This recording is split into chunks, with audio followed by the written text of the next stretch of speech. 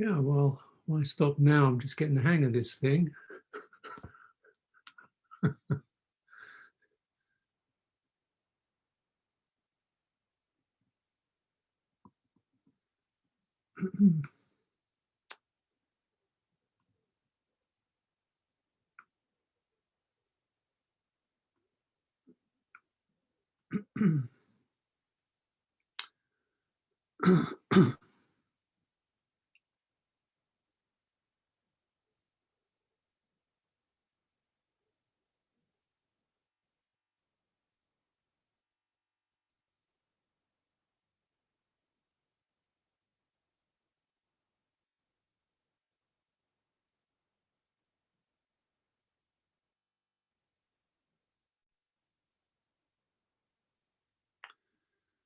Yeah, why stop now?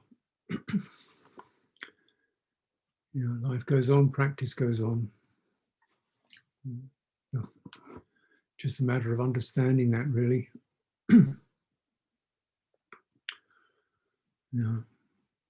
To get beyond comings and goings, changes, partings, meetings. There's all these kind of waves which have their beauty and their terror. And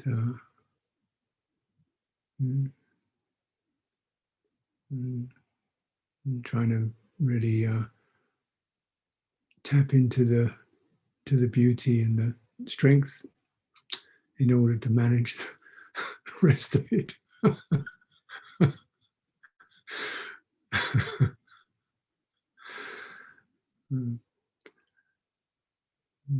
So it's so important to just get it really simple, the refuge, stable place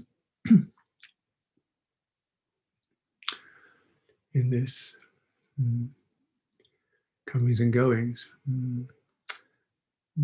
So this is this also just to realize this is what insight's about, opening the mind to space that can allow things to arise and pass and using it as a learning experience. But I do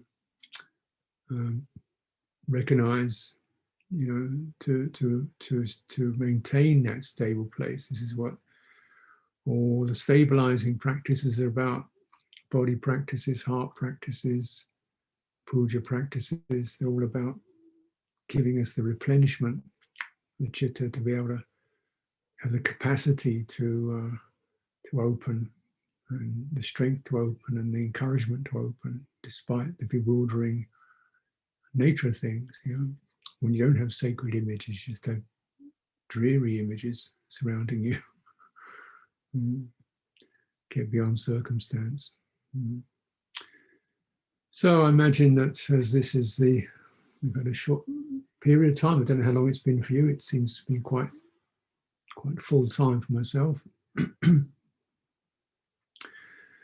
And naturally, I guess it's always with retreats, and you're going, as things go on, people, the mind is what next, preparing for the next thing, and how do I go from here? So it's always, maybe trying to get as much information or as much you can out of the last bit of it, or already preparing something else. But don't be moved by a change of circumstance. Every moment is as precious as any other moment. There's no ending. There's no beginning. It's just practice. Let's take a look at some of the questions.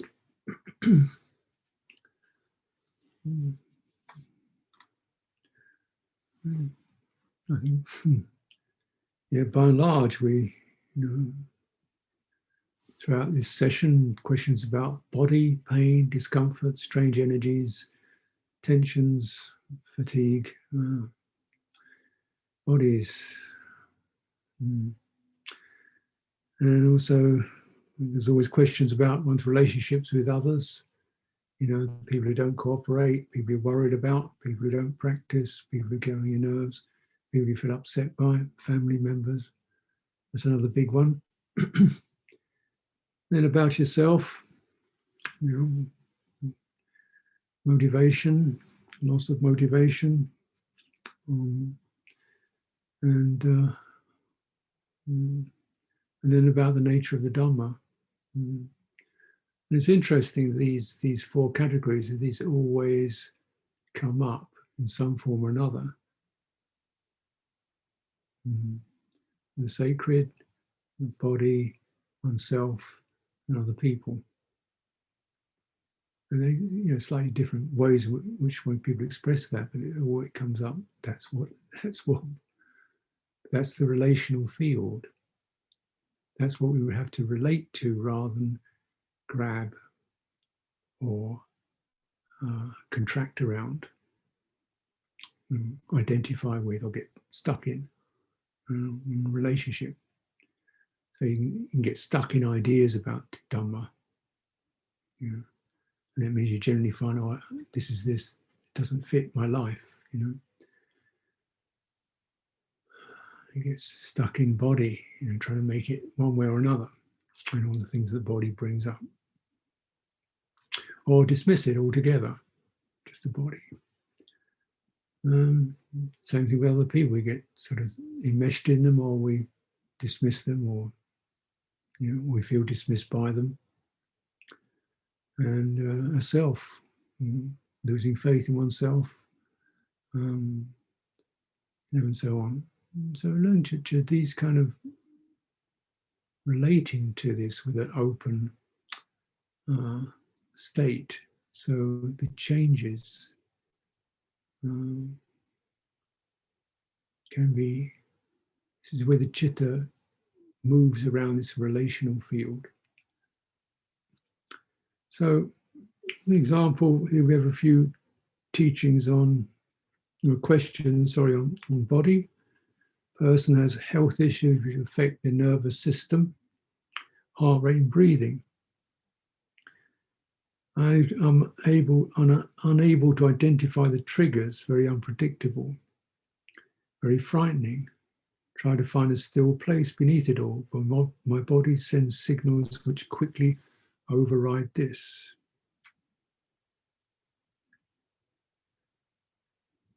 Another question. Find a tight in my stomach muscles or a shoulder during meditation. Sometimes I can feel my heart beating inside me. Why does this happen? Even after I release the tightened muscles, they go back to that state again. Another question, thinking about fatigue. I get so tired these days, not sure how best to respond. The body seems to be calling for some compassion, or is it just more sense desire? I push against that edge, try to stay upright and awake.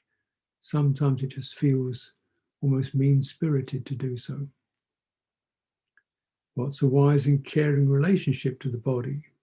So one responds to its needs, ailments, and natural decline in a friendly, respectful, and accepting manner without taking it too seriously. It can be a major source of selfing. I can always tell when I'm responding appropriately or just hanging on to a subtle sense of I, me, myself by paying too much attention to aches and pains and natural wear and tear.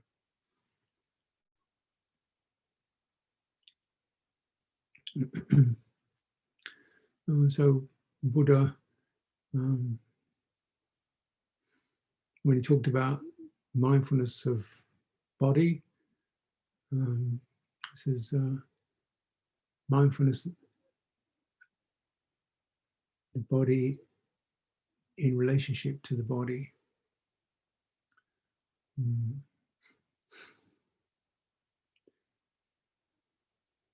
So often what happens when there's any kind of affliction,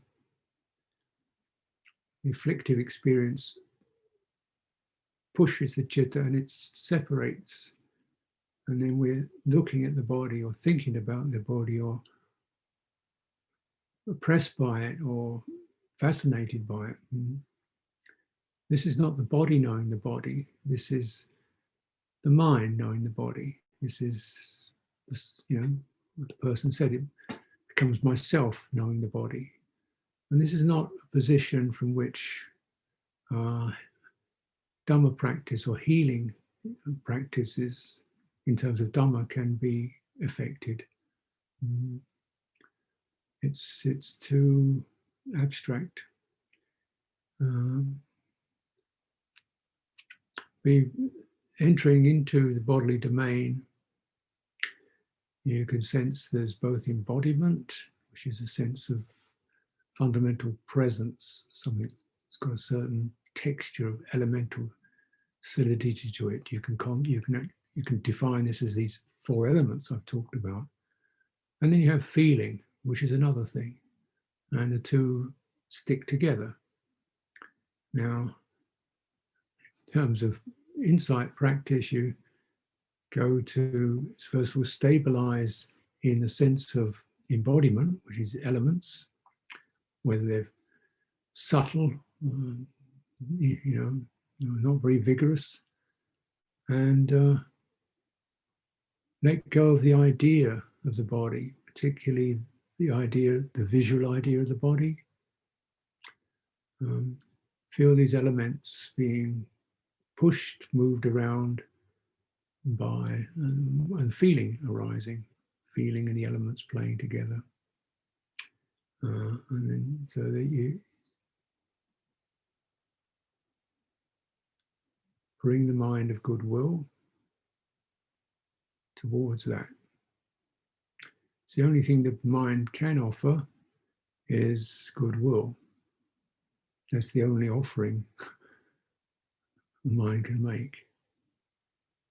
And it can't change the body, it can't correct it, it can't understand it, it can't analyze it, it can't work it out. It can only offer goodwill. This is all the citta can do. It doesn't have answers, it has responses. It has responses, not answers. Answers would be, I'll do this and then the body will be like this. That's an answer, but there isn't an answer. There's a response. The response is one of however one can manifest one of these aspects of goodwill: equanimity, compassion, kindness, gladness, that to some degree of pleasant feeling or health. To some degree. You relate to it, and that's the way the citta, that's what it can do. And it's not about the body. That energy of goodwill goes straight into the body. Now the body will do what it does. It may pick up. It may, if you're really open, it may organize itself. It doesn't happen quickly. But the main thing one learns to understand is that the relief of the heart from suffering, which is the only bit you can rescue, the only piece of your experience that can be rescued from the grip of suffering, is the citta. And if the citta can open itself towards the uncomfortable, this is great.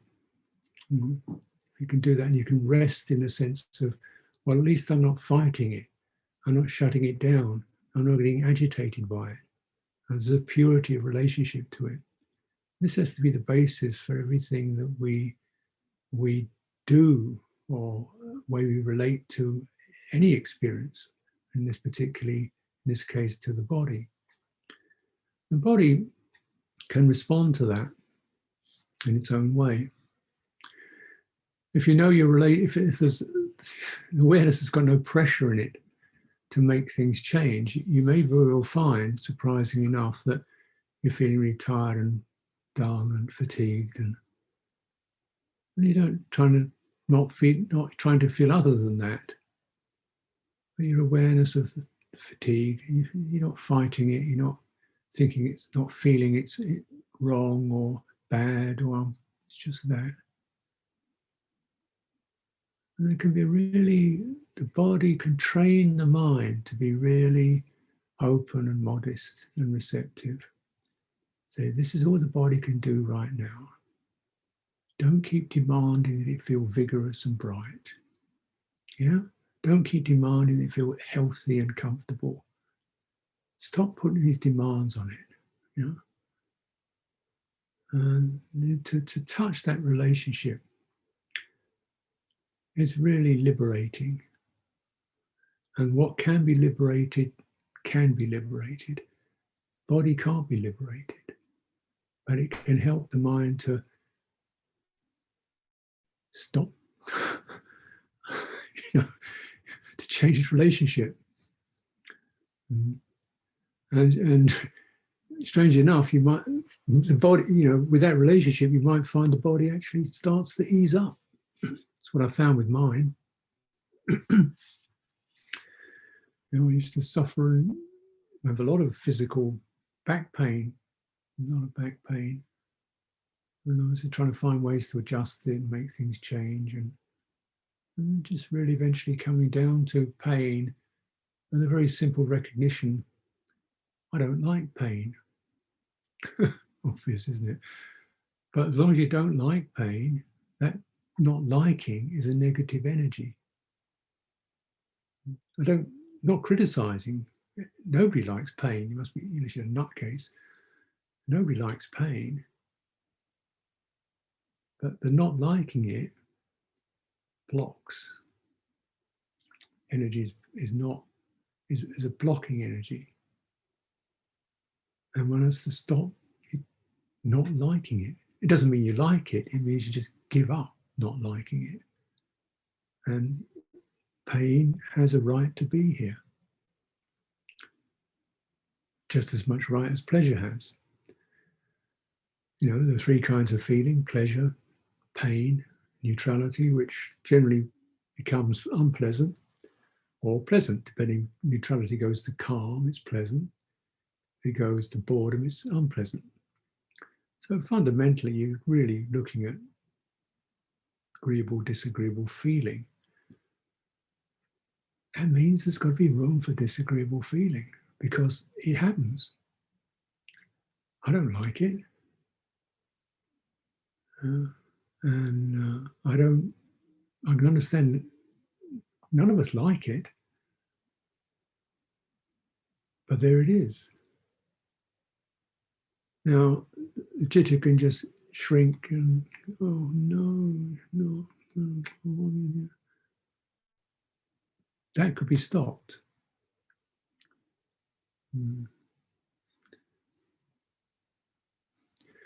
And if that can be stopped or at least moderated, you know, to work on it, you're going to find that something will know, you know, in terms of, you know, dealing with aging, disease, and sickness.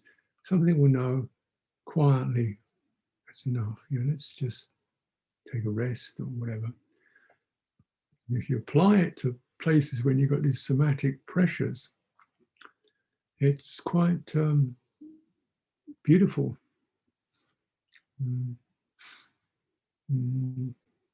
Just opening yourself to these somatic compressions and distortions and so forth, not trying to change them, but almost like explore the dimension of it. The pain is right here, difficult areas right here, and around it, and it comes up here, and it begins to, that's about as far as it, just up to here. Get right to the edge of where you can trace the extent of this discomfort. Spread your awareness just a little wider than that, as if you're almost inviting the feeling. Yeah, come. Extend a little further. Come further. Opening. So you practice it. Since you can't push it away, open it up.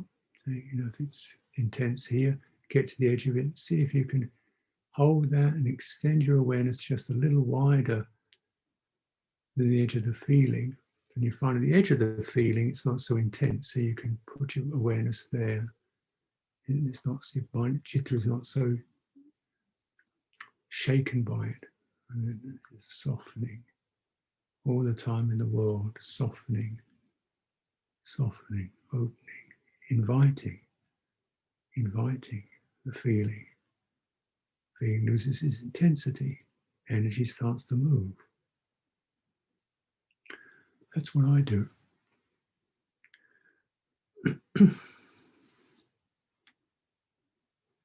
And as to why, I don't know much of this, why it's like that.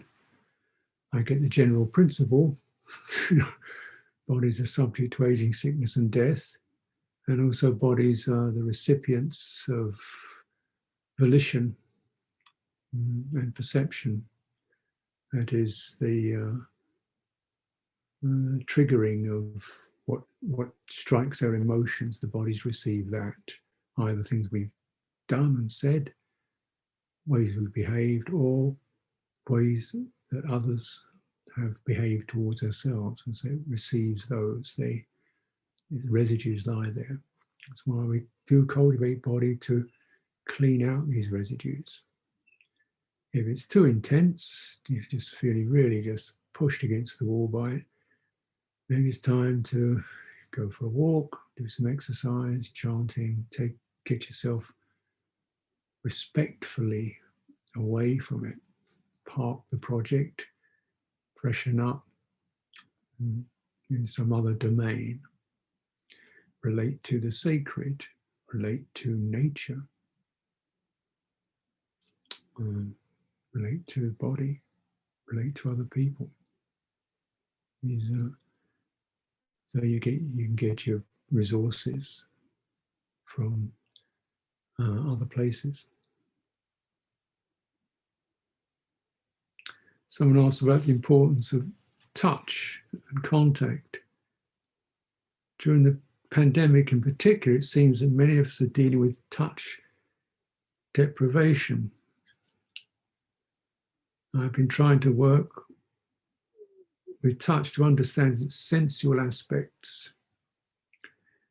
Also seems that healthy human touch can be in service of emotional regulation and settling the citta. Can you please share any suggestions on how we can navigate this skillfully? Yeah.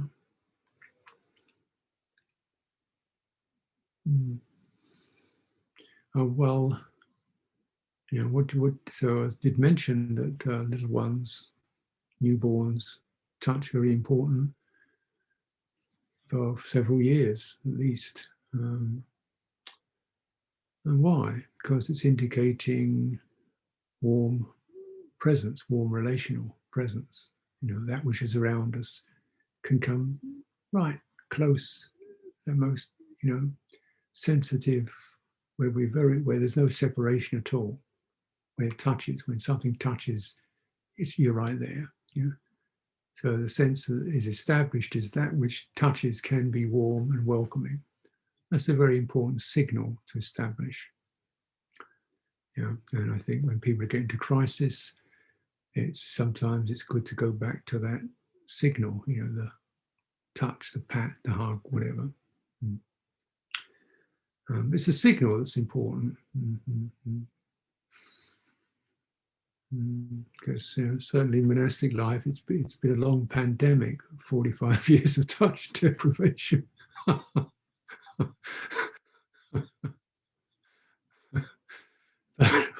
But we're withering on, because one is able to establish the signal, you know, so the signaling of warmth and intimacy, intimacy with being, having less of a shell, being touched by life, being touched by breathing, being touched by the heart, and loving kindness, of course. So the more that one establishes this way of signaling, as I've suggested in meditation, you know, you sit, you just begin the signaling what's around me is not bothering me. It's open, it's safe, it's comfortable, it's mine. Don't have to prove anything, don't have to do anything. It's right there, it's a given, a holding that's given. And then you can, as you feel that, allowing your body to feel open and free in that. And then, even imagining or bringing up a sense of benevolence within that. That's sort of how one touches, being touched by the Dhamma. Interesting enough, as I suggested, the Buddha's references to jhana, absorption, are all touch experiences, like a bubbling sudsy experience. Another one is being in water from different streams coming in to this water, and another one is being covered with a cool white sheet, which, if you're in a hot tropical country, is very cooling, pleasant experience. So these are all tactile. And this tactile theme runs through the teachings, associated primarily with samadhi experiences. One touches the jhanas, one is touched by the jhanas. Pusati is the word. And and even touched, one touches the deathless in one's own body. That's an expression. One touches the deathless in one's own body. One touches the formless liberations in one's body. Well, you may well wonder, what's that? Right? And I would suggest it's the way because the somatic experience, whether you're physically poking it or not, the somatic experience is aligned to what touch is about, which means complete intimacy. Something's right there, and it's non-conceptual. And so when we say touched by the deathless in one's body, it means you've got a somatic experience of no pressure, openness, space, no stirrings, comfort, ease, no agitations, right? I mean, it doesn't explain it, but I'm trying to tease out what this can refer to. And same thing with, with the jhanas. It says this quality of piti saturates, pervades, saturates, drenches the entire body with pleasure. That's pretty touchy, isn't it? So the samadhi is generally referred to in these touch metaphors. Insight is referred to in visual metaphors, like one sees. So this is the way the two, because samadhi is very much about massaging, if you like, massaging the citta into a comfortable, state, freeing of the grime and the grit and the tangles and the scars, and just so the citta becomes lovely and open. And then one sees, that was that, that's that. And this also has come into being. This is conditioned. And therefore, it's this way. It's not a self. And so, particularly if you're doing body meditation, if you're practicing, with difficult experiences, try in your mind touching them. As if you just, how you would touch pain. You wouldn't slap it. You'd probably walk just closely, gently. How is that? Trace it as if you're reading a pulse with your fingers. And that approach can bring all kinds of nuances that you can't really describe in words. So this is my reflection on touch.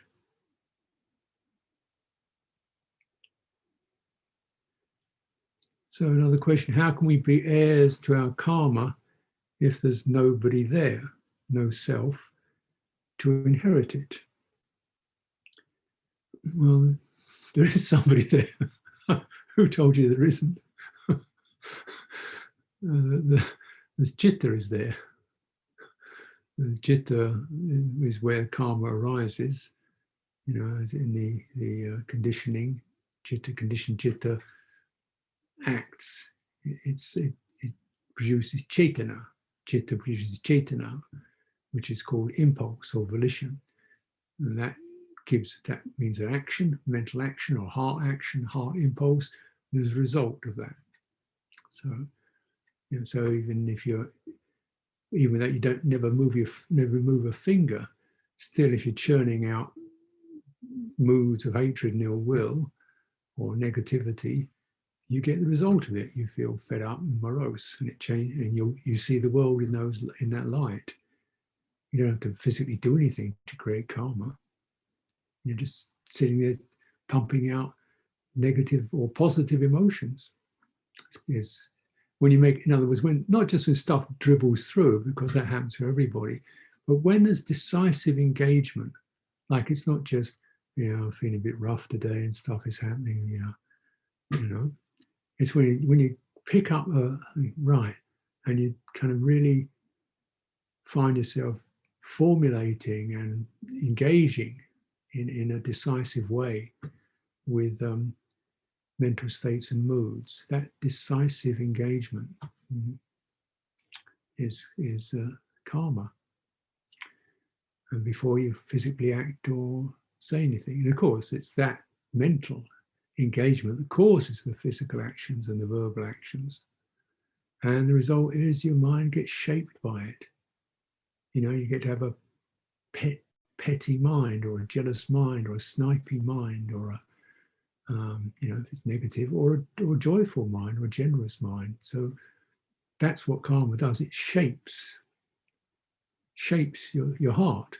You get a broad heart, you get a narrow one.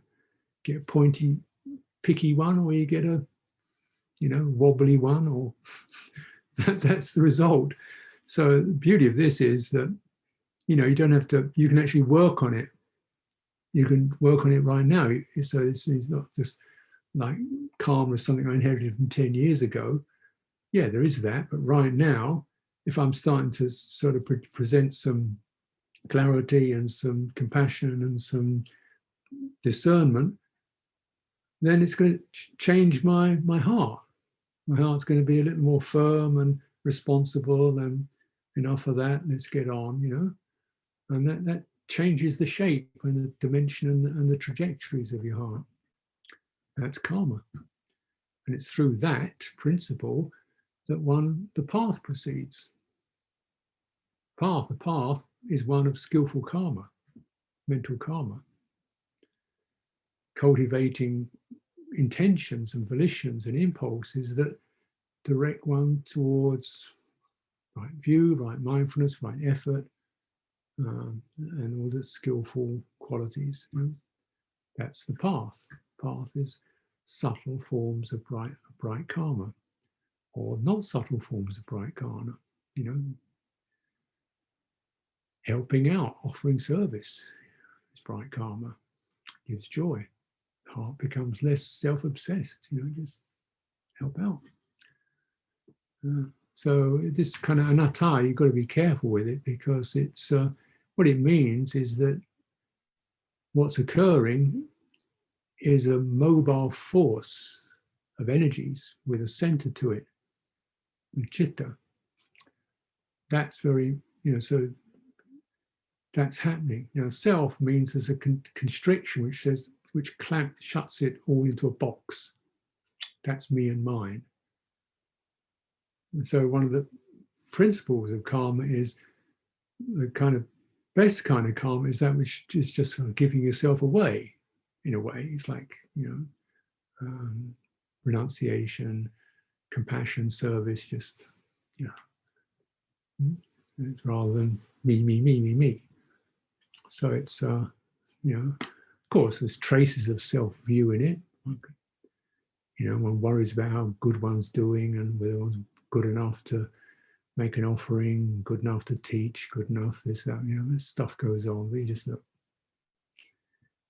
just keep going, and witness the doubt and, you know, and keep practicing. That's the path. Path is karma that leads to the end of karma, to the end of the inheritances, the negative inheritances, and also to the end of have to keep doing more. You get to the place where it's completed. Heart is full, not released. Okay, so the questioner asking to investigate the qualities of citta. The questioner thinks that what was pointed out in the forest tradition is that citta is clear and bright and unchanged by the phenomena arising and ceasing within it, i.e. within awareness. Questioner felt some superficial layers of fear fell away. There was an abeyance of resistance to experience, the resistance to experiencing dis-ease and uncertainty that lessened. The person was more able to experience dis-ease and uncertainty. A fleet, light sense of the impersonality of bodily and mental phenomena. So the person feels that they are, you know, in the right place for insight and how to sustain that. Well, just keep practicing. Changeability and distinguishing citta from what affects the citta. So this was the sort of aphorism of many of the forest teachers. So there's the citta, and then the content of the citta. And so there's citta, which is knowing, awareness, heart, and there's the contents. And don't identify with the contents. Keep going back to the knowing, and that was their practice. And that's the encouragement, often very simple encouragement to do that. You do that you can't really know the citta because the citta is the knowing, but you can be the knowing, which is an open, stable presence of, and turning towards phenomena with less and less angle on it, less and less pressure, less and less agitation, steadily handling, encouraging, so that phenomena can be allowed to rise and pass. That's a very brief synopsis of many years of practice with all kinds of details on why some phenomena don't seem to pass as quickly as one would like. Some look suspiciously permanent because there's an involuntary lock that we haven't really understood. Yeah. The involuntary lock that we haven't really understood is some fetter, some aspect of self, some unrevealed hankering or position. Fundamental one being, I am this is mine, I am the watcher, I am the witness, or I am the watched, or I should be, beyond this by now, or, these kinds of, so you're looking for these places where there's some sense of subject crystallizing with hankering. And, a lot of it's just hankering for freedom. Freedom from this. Understandable, but phenomena essentially have no power.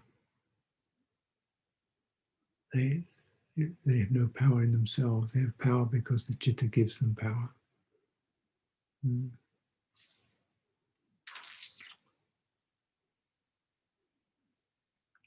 Involuntarily. This is this anutsaya, inclining into phenomena, and the flood into phenomena, which is involuntary, and it's only through many, sustained deep practice that you're able to get to that.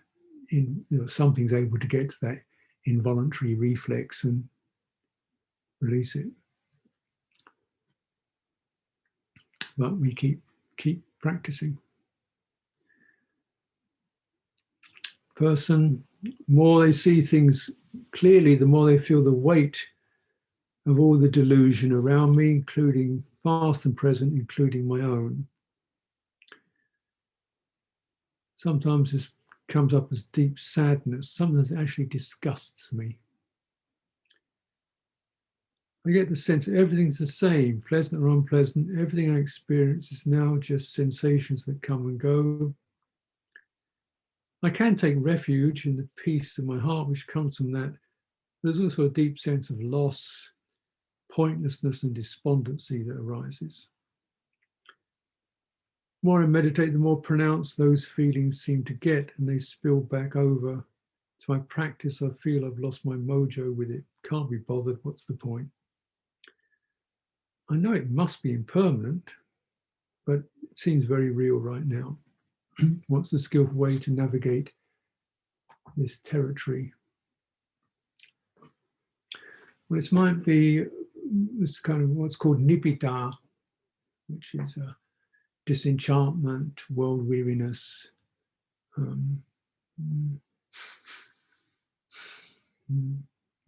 Because in one level, what's the point of anything?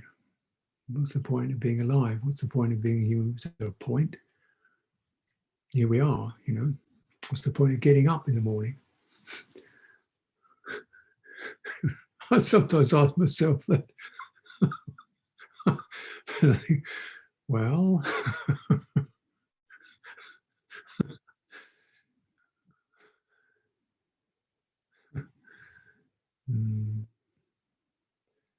that's why it's always helpful to develop relationship.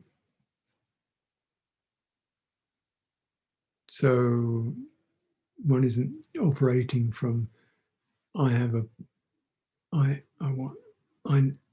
I feel this is helpful. I want to do this. I'm interested in this. You operate from a sense of I have a responsibility in this. I have a responsibility in this.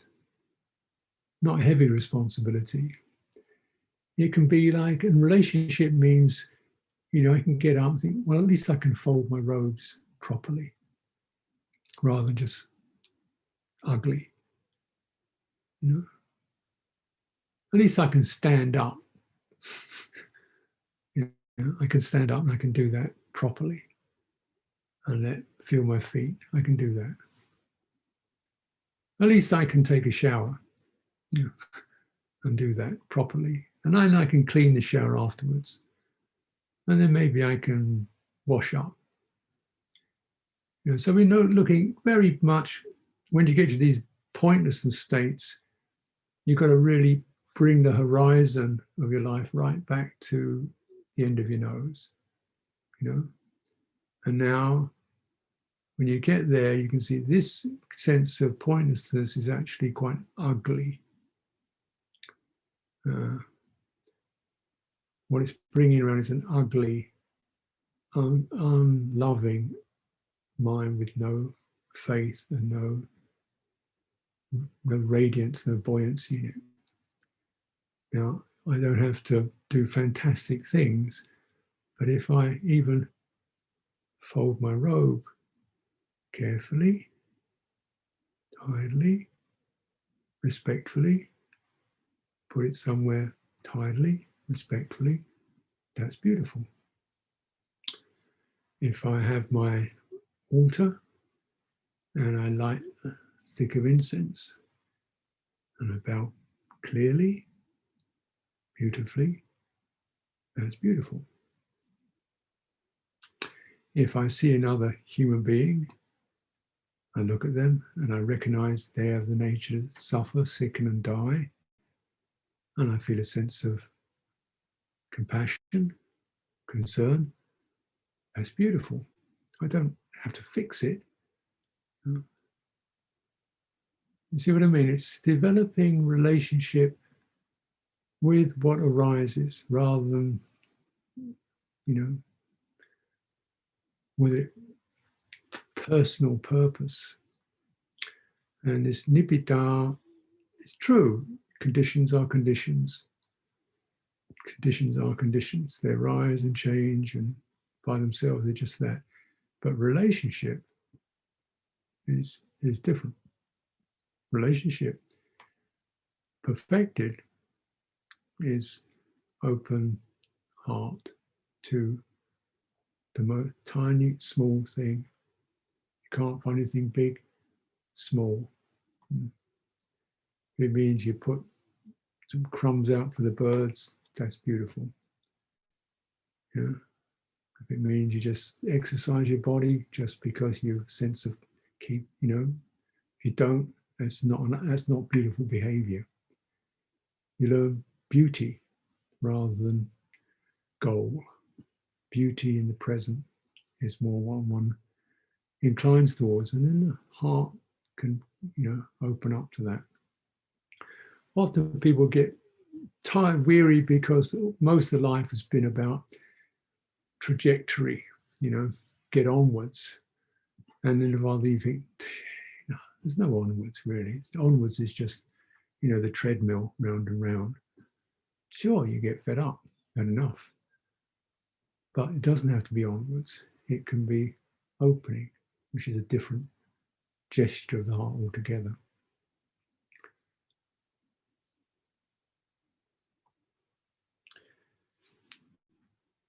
Okay, I think we're coming to the closure of this session.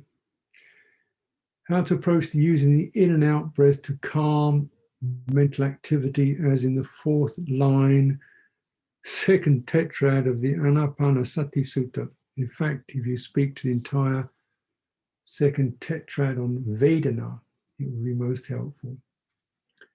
Well, for those who might need some help with that, Ānāpānasati Sutta is mindfulness of breathing.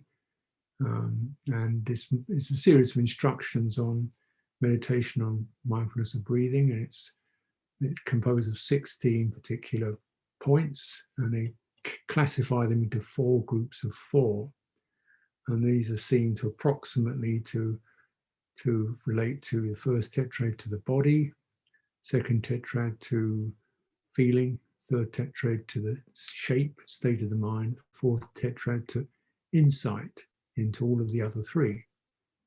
So you've got these 4. So first, if we refer to the second tetrad, which is 4 instructions, experiencing uplift, rapture, refreshment. It's a refreshing experience, breathing in, breathing out.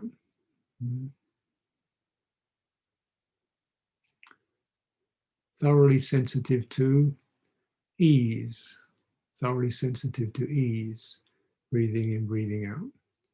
Thoroughly sensitive to citta sankara, breathing in, breathing out. Calming citta sankara, breathing in, breathing out. Citta sankara is what this person is translating, as many translators do, as mental activity. That's not a very good translation, because citta is not exactly mind, it's heart, it's closer. And so you get a sense of heart activity, which is probably more to do with emotional stirrings, particularly as we're dwelling in the realm of feeling. So the stirrings of the heart. And we've entered that through experiencing an uplifted state, which is a heart experience, and a state of ease, which is also a heart experience. So these are ways in which the heart energy is freshened, brightened, eased, and soothed. And then, so thoroughly sensitive to patisangvedi, thoroughly sensitive to the whole nature of being affected. So we've looked at, in the last 2, looked at the some of these rather positive effects, upliftedness, refreshment and ease, is kind of, and then the whole sense of being affected, being sensitive.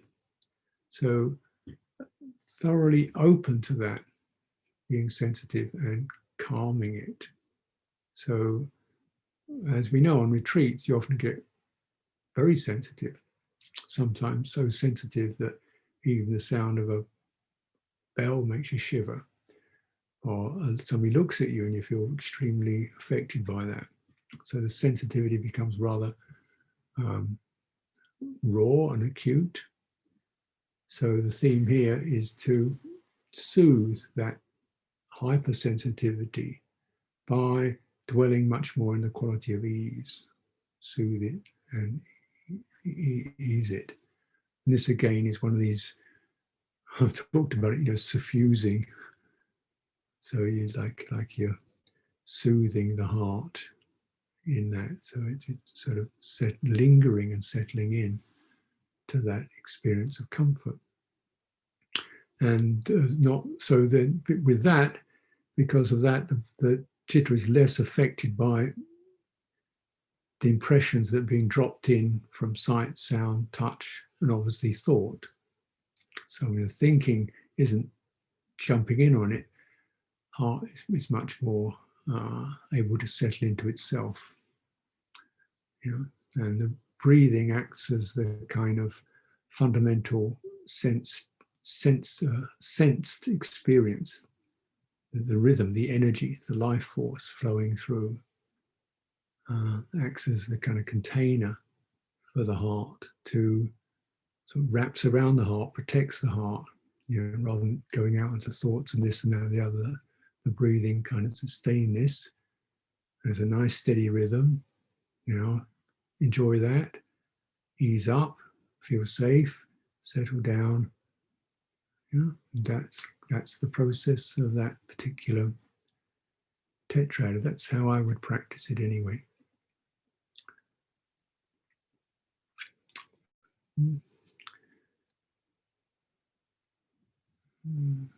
And say this is a profound practice, as you can probably guess. It's not just something, oh, now we'll go and do that. It does mean, really working through establishing good foundation in the body, the first tetrad, so that there's body agitation, body somatic experience is steady, and then beginning to learn how to enjoy it, lingering, savoring the degree of uplift and vitality that's present, enjoying it. It's a little bit. The nature of the mind is it does absorb. So if you can get your attention onto where you do experience something comfortable and warming, linger. That's the jhana process. Linger in it. There's places which are horrible, I'm sure, and places which are not very nice at all. But linger in the good place, the heart will pick up their energy and then be able to suffuse it to the more difficult places. Right? It's a sponge. So you put it on the good stuff, it begins to absorb that, and then some of the bad stuff will just begin to relax anyway, because you're not agitating around it. But then you can suffuse the entire body with that comfortable quality, and then linger in that, and then quieten and steady the heart in that. That's what I would recommend. So let's take some of a break, 5 or 10 minutes, and then we can get on with it, do some more formal practice together. Thank you.